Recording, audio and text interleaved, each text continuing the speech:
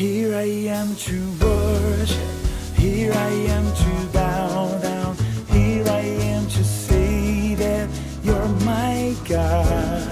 You're altogether lovely, altogether worthy. 좋은 아침입니다. 이것은 펜으로 쓴 가장 위대한 책이다 라는 말이 있는데요. 이것은 빅토리아 시대에 토마스 칼라일이라는 수필가가 구약 성경의 욥기를 가리켜서 한 말입니다. 오늘부터 우리는 욥기 묵상을 시작하는데요. 욥기 지혜서를 통하여서 거룩한 리듬을 타는 하루 한 달이 되기를 바랍니다. 찬송가 부르면서 시작하겠습니다. 찬송가 420장 너 성결케 위해 1절 2절 부르겠습니다. 너 성결케 위해 늘 기도하며 너 주 안에 있어 늘 성경 보고 온 형제들 함께 늘 사귀면서 일하기 전마다 너 기도하라. 너 성결케 위해 내 머리 숙여 저 은밀히 계신 내 주께 빌라. 주 사귀어 살면 주 닮으리니 널 보는 이마다 주 생각하리. 욥기 1장 1절부터 5절 본문입니다. 우스 땅에 욥이라 불리는 사람이 있었는데 그 사람은 온전하고 정직하여 하나님을 경외하며 악에서 떠난 자더라. 그에게 아들 7과 딸 3이 태어나니라. 그의 소유물은 양이 7,000마리요 낙타가 3,000마리요 소가 500결이요 암나귀가 500마리이며 종도 많이 있었으니 이 사람은 동방 사람 중에 가장 훌륭한 자라. 그의 아들들이 자기 생일에 각각 자기의 집에서 잔치를 베풀고 그의 누이 3명도 청하여 함께 먹고 마시더라. 그들이 차례대로 잔치를 끝내면 욥이 그들을 불러다가 성결하게 하되 아침에 일어나서 그들의 명수대로 번제를 드렸으니 이는 욥이 말하기를 혹시 내 아들들이 죄를 범하여 마음으로 하나님을 욕되게 하였을까 함이라. 욥의 행위가 항상 이러하였더라. 성경에는 5권의 시가서가 있는데 그 중에 욥기, 잠언, 전도서는 지혜서라고 부릅니다. 그 중에 욥기는 어떤 책입니까? 첫째, 욥기는 매우 긴 책입니다. 총 42장으로 되어 있는데요.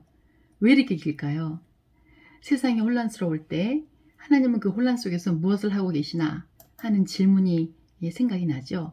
우리가 그런 질문을 던질 때 하나님은 단답형으로 대답하지 않으시고 42장이라는 긴 답을 주셨습니다. 이것은 고난에 대해서 즉각 답이 없고 또 시간이 제법 많이 걸리면서 슬픔에서 빨리 벗어나는 길이 없음을 그리고 우회로가 없음을 알려주는 그런 하나님의 답입니다. 욥기가 그런 책입니다. 두 번째, 욥기는 대부분 시입니다. 욥기의 95%가 시인데요. 전체 42장 중에서 1장, 2장 그리고 마지막 42장만 산문이고 나머지는 모두 시입니다. 무슨 뜻일까요? 시는 산문과 달리 논리와 머리로 접근하는 책이 아니지 않습니까? 시는 가슴에서 가슴으로 전달하고 그래서 욥기를 읽다 보면은 우리의 심장이 떨리고 또 욥기는 또 우리를 흔들고 한숨을 몰아쉬게 하고 또 씩씩대게 하는 그런 정서적인 부분이 많은 책입니다. 그래서 시로 되어 있는데요. 욥기를 읽을 때는 깔끔하고 체계적인 핵심을 요구하는 그런 시도는 잊어야 합니다. 욥기를 그래서 빨리 읽어버리거나 아니면 중간에서 적용점을 찾아서 빨리 성급히 적용을 하면 안 되는 책입니다. 그저 읽어야 하고 전부 다 읽어야 하고 천천히 읽어야 하는 책, 그것이 욥기입니다. 그래서 어쩌면 욥기는 읽어내려고 하지 말고 살아내려고 해야 되는 그런 책인지도 모르겠습니다. 그래서 욥기를 공부할 때는 궁금해한 것, 질문이 생기는 것 이런 것들을 잠시 미뤄두고 하나님이 우리 안에서 일하실 때 그때 욥기를 통해서 우리의 믿음을 키우실 것이라는 것을 믿고 천천히 읽어가면 좋겠습니다. 세 번째, 욥기는 이해하기 어려운 책입니다. 욥이 겪은 고통, 또 논쟁, 분쟁, 극심한 상실 이런 것들이 나오고 또 헷갈리고 어려운 본문이 자꾸 부딪히게 되는 그런 책인데요.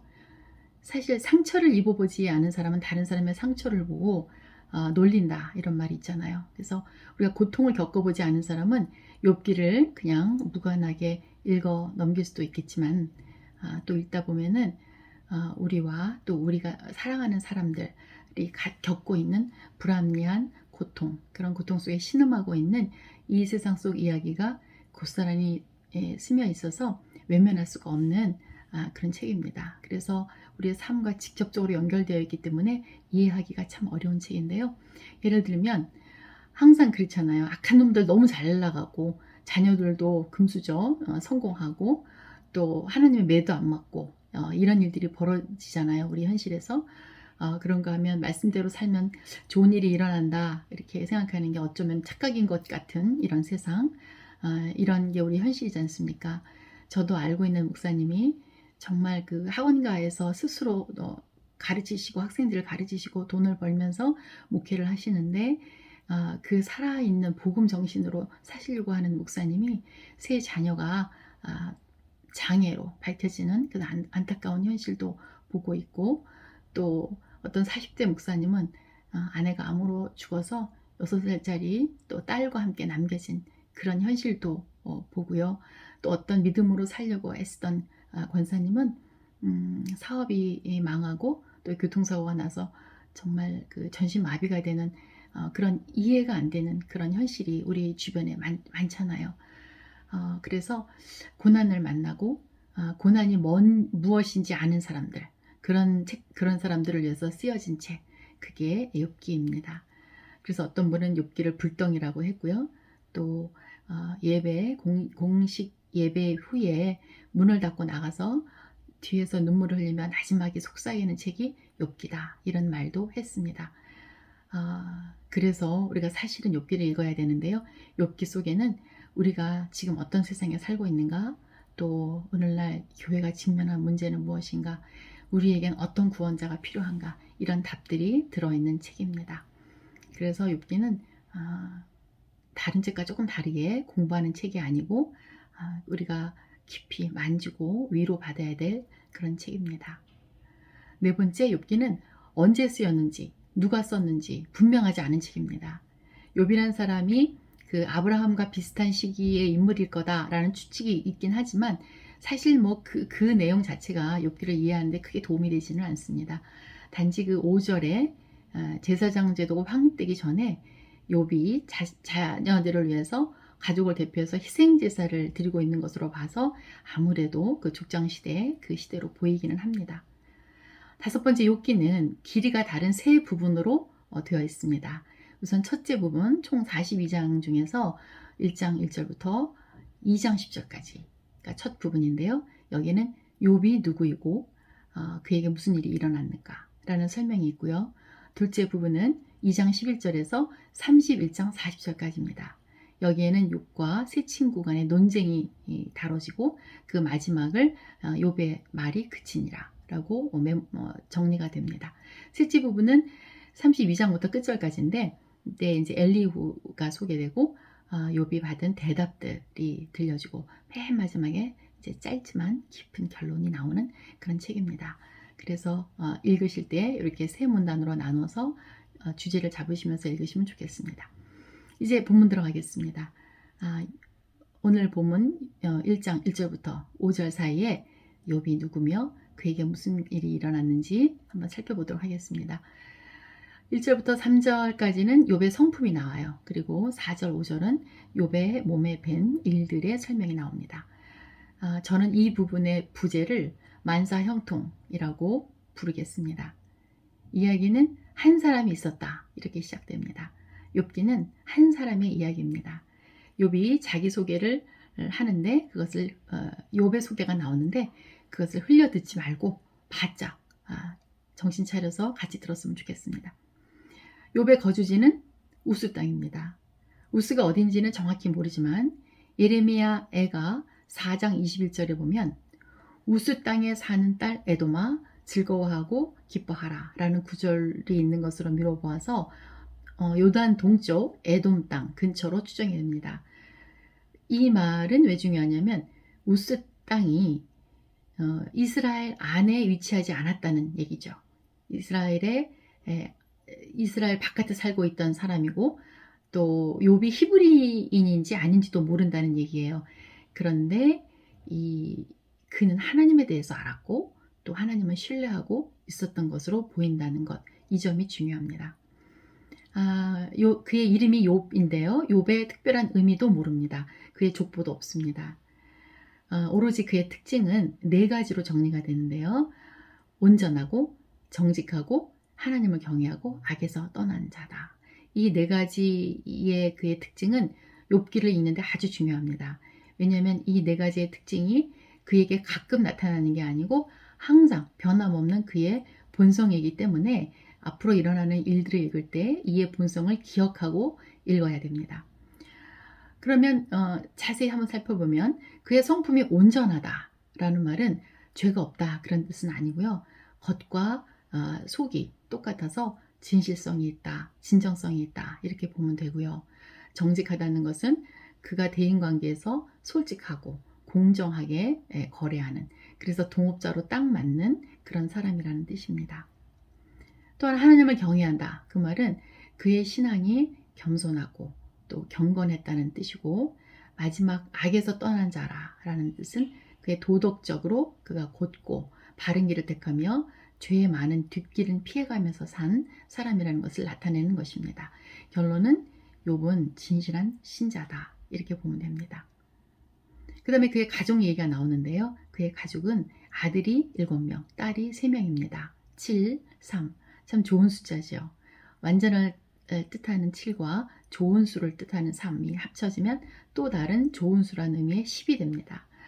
모두 이상적인 가정이라는 의미이고요. 또한 욥의 소유물을 보면 또 엄청납니다.